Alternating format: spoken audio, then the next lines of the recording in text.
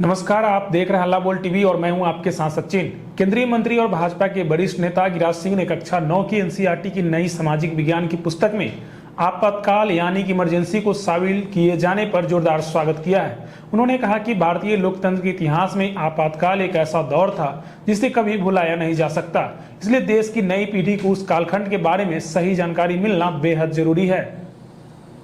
गिरिराज सिंह ने कहा कि एनसीईआरटी का यह फैसला सराहनीय है क्योंकि इससे छात्र छात्राओं को यह जानने का अवसर मिलेगा कि वर्ष 1975 से 1970 के बीच देश में लागू आपातकाल के दौरान लोकतांत्रिक संस्थाओं, प्रेस की स्वतंत्रता और नागरिकों के मौलिक अधिकारों पर किस प्रकार अंकुश लगाया गया था।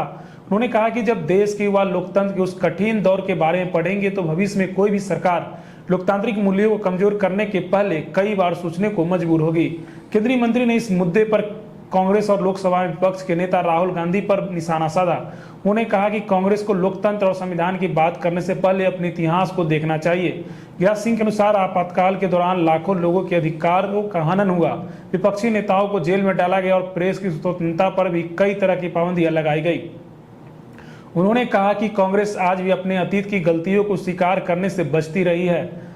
उनका आरोप है कि कांग्रेस का राजनीतिक चरित्र लोकतांत्रिक मूल्यों की अपेक्षा सत्ता केंद्रित रहा है। साथ ही उन्होंने कहा कि देश की जनता जब इतिहास को समझ रही है और नई पीढ़ी को भी सच्चाई से परिचित कराना जरूरी है।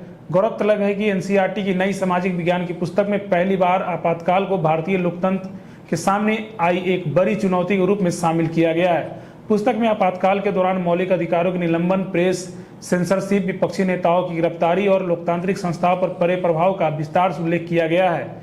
इसके अलावा लोकनायक जयप्रकाश नारायण के नेतृत्व में चले आंदोलन और उस दौर की राजनीतिक परिस्थितियों को भी पुस्तक का हिस्सा बनाया गया है। किताबों में भी अब इमरजेंसी सब्जेक्ट को लॉ के पाठ्यक्रम में शामिल किया गया है। कहा गया है संविधान को किस तरीके से घोषणा किया था उसकी पढ़ाई। देखिए, ये कदम एनसीईआरटी को जो 9वीं कक्षा में जो शामिल किया गया, ये स्वागत योग्य है। ये स्वागत योग्य है। स्वागत योग्य इसलिए है कि जब हमारी पीढ़ी, नई पीढ़ी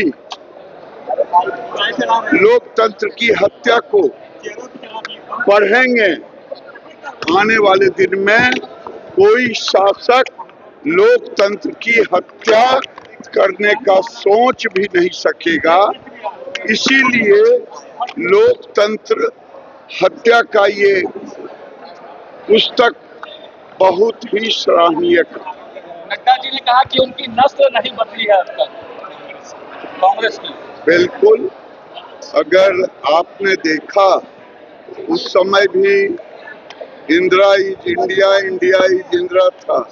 आज कांग्रेस के लोग Rahul is India, India is Rahul कर रहे हैं। और अभी भी अरे नीचे करो। उनका स्वभाव, उनके कार्यशैली वही है जो पहले था।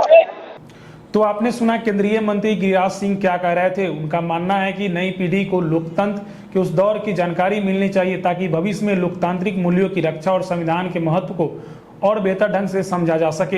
हालांकि इस मुद्दे को लेकर राजनीतिक बहस भी तेज हो गई है। भाजपा इसे लोकतंत्र की रक्षा के लिए जरूरी कदम बता रही है, जबकि विपक्ष की ओर से अलग अलग प्रतिक्रियाएं सामने आ रही है। फिलहाल इस खबर में इतना ही। ऐसी तमाम छोटी बड़ी खबरों के लिए देखते रहिए हल्ला बोल टीवी। धन्यवाद।